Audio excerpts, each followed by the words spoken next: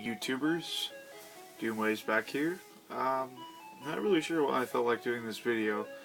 Um, I've seen this tag floating around here and there, and I've seen some rather awesome videos with this tag, and it's rare and or valuable games in your collection. Now, value is something that a person will put on an item, a material possession. So really it could be any game in your collection that it would have to take a high price. It would have to fetch a high price for you to get rid of. So that's where value and cost really come from for most gamers, and that's why prices are so high. Because obviously, I mean, it's retro gaming is becoming pseudo popular. I don't know. I'm kind of coming in on the collecting part of it with this trend, but I've always had a lot of retro games. I've had an Atari 7800 and an NES for a really long time, and I've always loved the systems. So, I mean, I hate to say that I'm not jumping on the bandwagon, because I kind of am, because with this recent surge within the last year of people, especially on YouTube, doing the retro gaming thing, it's definitely rekindled the interest in it for me. But I've never been a collector until now. I've had the systems and the games, which I've played a lot. Even when I wasn't collecting, I still played quite a bit. And I guess I never knew why I didn't collect sooner. Maybe I could have got some of these games a little bit cheaper. But these are some pieces in my collection that I'm really happy to have.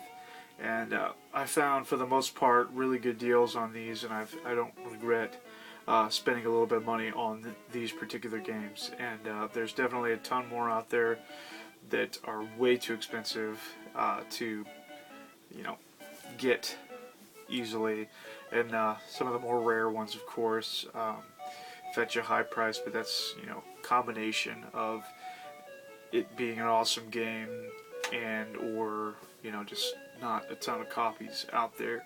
I'm not one to knock Earthbound. I don't have it, because I've never played it, so I can't really say yes, it's worth the price that it's getting these days, or no, I think it's retarded. And I don't know. I'm just kind of so weirded out by the price of an individual card, especially because from what I've seen, it's not really that rare of a game. It's more rare than a lot of them, but I mean, there's tons of copies out there. I've seen people throwing it out there on their YouTube channel all the time. Hey, check it out, I got an Earthbound. And that's cool. That's very awesome. For them, it's thumbs up. But for me, it's like, geez, I'm never, ever going to pay that much money for that game. As much as I may want to play it and have it in my collection, I will never shell out that kind of cash for a game. But there are a few that I would consider shelling out, $50 to own a copy of. And it's kind of a max for me, just a personal thing. It's like, man, I mean, with new generation, current generation games being around that price, $50-$60, why would I pay more than that for one that's 20 years older? So that's where I'm at, unless, I have to have it. And at this point, there's not a whole lot of games that I have to have, especially once they're not, within that $50 price range. So I've picked out 6 games here that are semi-valuable and semi-rare, and I paid a little bit of money for them. The most expensive one being probably not my least favorite of all these, but definitely the one that I've played the least. Well, I take it back. There's actually, I completely screwed that up. I've played it second most, because several of these games I haven't played yet.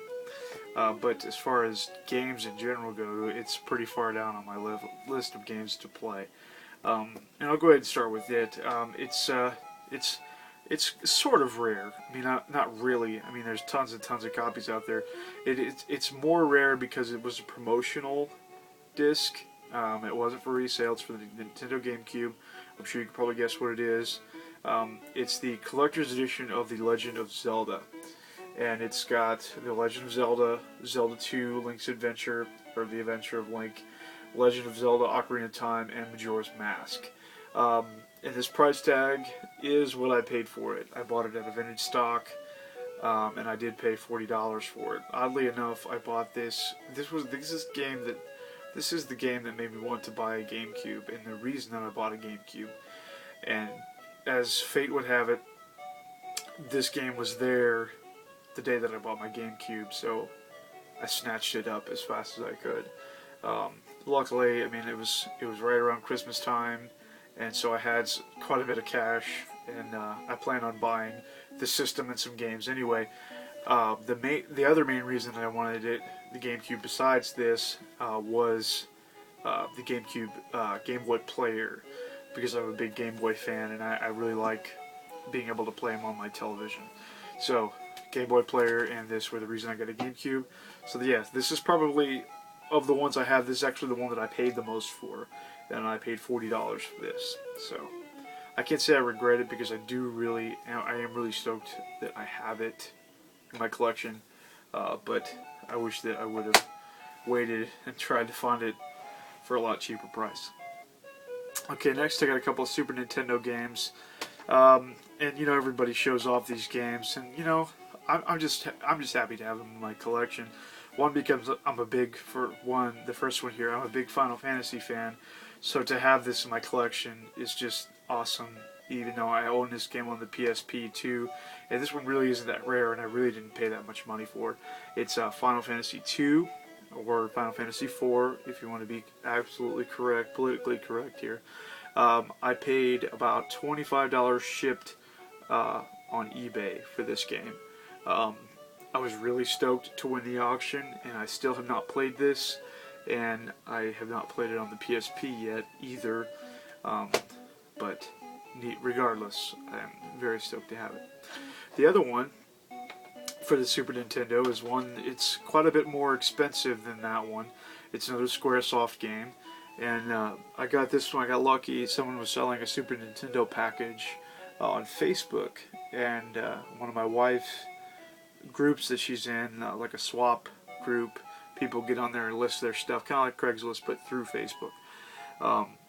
And someone had listed a Super Nintendo, you know, with some games, but they didn't mention the games, so she private messaged her and asked her what games they were, and it was $40 for the package, and this is one of the games. It's Secret of Mana, and I told my wife, tell her we're coming to get it. So we paid $40 for the system, and I think it was 6 games, and this is one of the games. There was a Super Mario All-Stars in there, and a Dr. Mario Tetris, you know, so it was definitely worth the $40 for a really great looking system. I'd seen one of my pickups videos, check it out. Really great system, not yellow at all, and I ended up trading that system and the other 2 games that I just mentioned for a PSP, which I did want, because I already had a Super Nintendo, so I didn't need it. But, so basically, I got a Super Nintendo that I traded for a PSP, and I got Secret of Mana for free.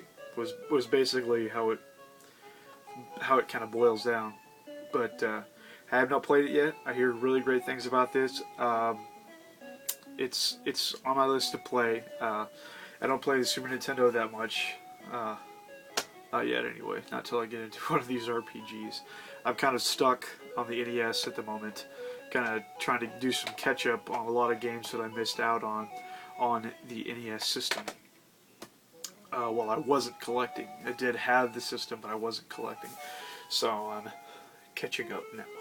And the next 3 are all NES games. And this first one is not rare by any stretch. I mean, there's tons of copies of it around, but it does still fetch a little bit of money if you were to actually go to a retro game store or a game place that sells retro games and buy this game, you'll still pay about $20, and that's what I paid.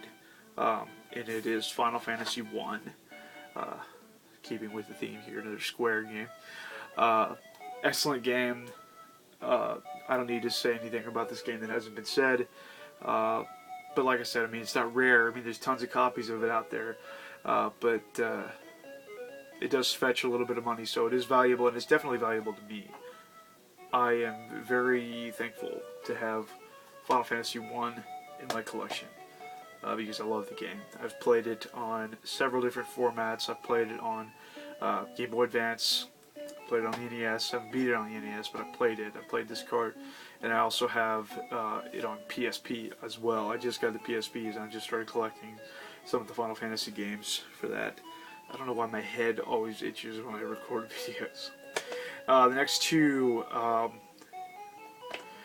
definitely more valuable, and one of them is semi-rare, but like I said, I mean, still lots of copies out there. And this is just, you know, my opinions still too. Rare to me may not be rare to somebody else. Maybe somebody else sees tons of these copies of these games, and I mean, it's possible, you know. But all the games I've showed still fetch quite a little bit of money, especially for, you know, NES and Super NES cards.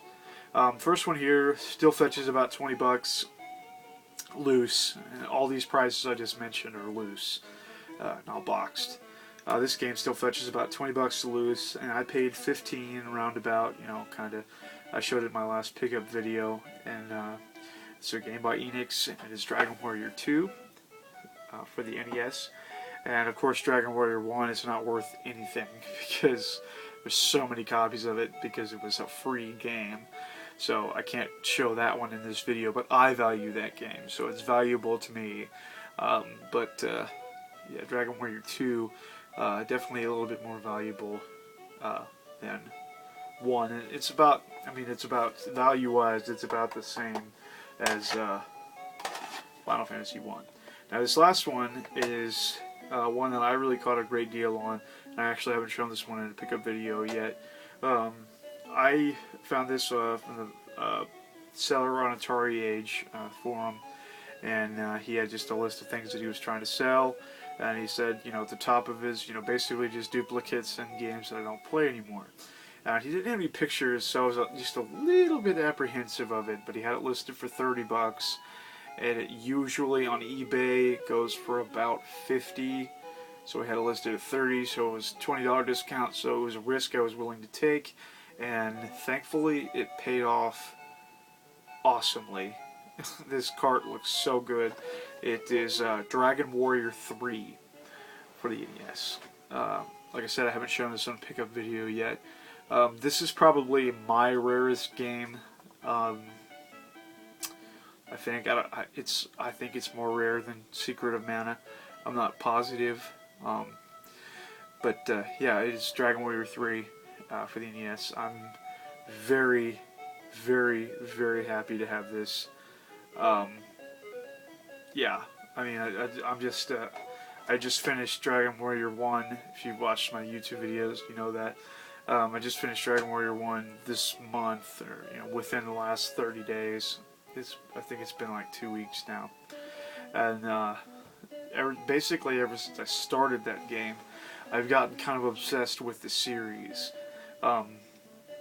So yeah, I'm really excited to play 2 and 3, and my birthday's coming up, and with what cash I get, if I get any cash, it's assuming that I receive money from grandparents, whatever, assuming that I get anything for my birthday, I plan on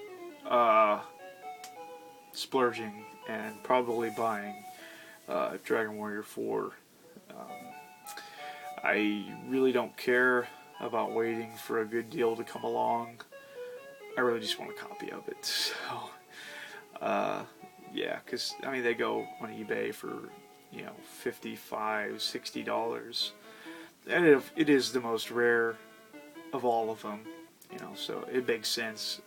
There really wasn't near as many copies of that one made as the others. and it gets me every time because it's just like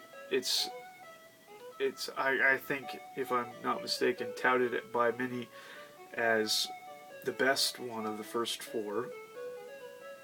So it sucks because the best one is also the hardest to find and most expensive. I have seen a copy in real life at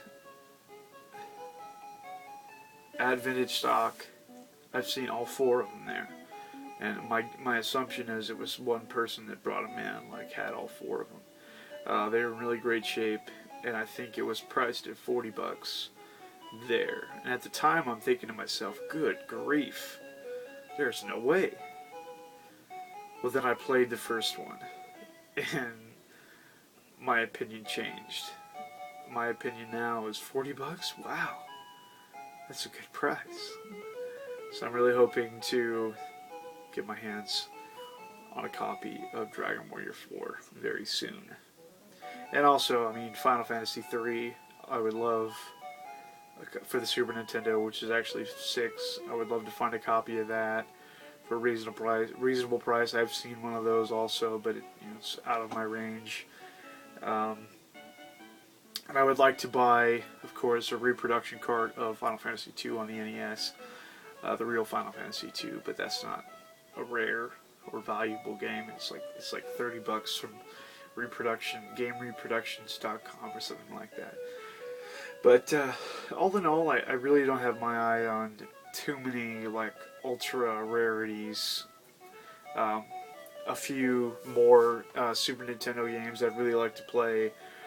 Soul Blazer, Illusion of Gaia, and Terranigma. I'd like to play all three of those.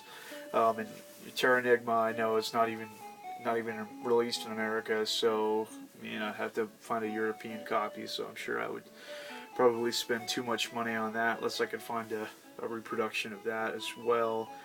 And there's a few other Super Nintendo ones that I'd like to play. The Breath of Fire games.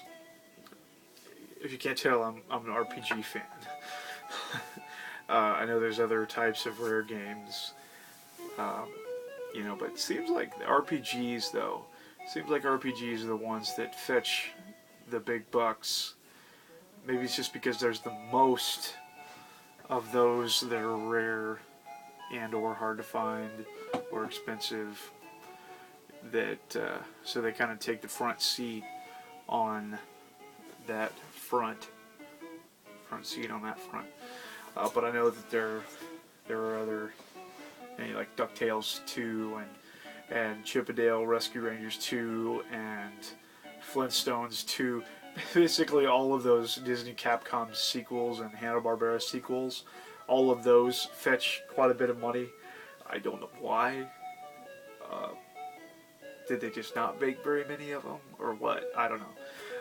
I was a big fan of DuckTales 1 for the NES. I don't have it anymore, unfortunately. I'd like to find another copy of that.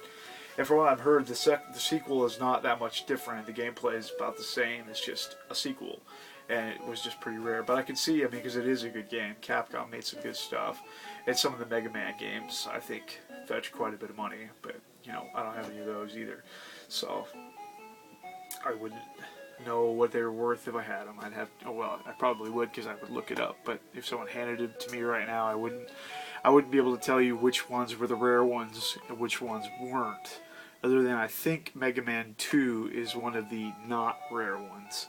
I think Mega Man 2 is pretty common. But that's really the only one that I know anything about. And I've actually played Mega Man 2, but it wasn't on original hardware. It was on my phone, actually. The Apple store has it in there. And they got Mega Man X too. Also, Mega Man X also. But yeah, I'm just rambling now. Rambling about rare games that I know nothing about. So, I should probably shut up now. Would help. Some of the Ultima games are, getting back on topic here, some of the Ultima games get quite a bit of money too. Ultima 5 for the NES is like a $50 game. There really wasn't very many of them. And from what I understand, it's a pretty bad game. Bad as in shitty.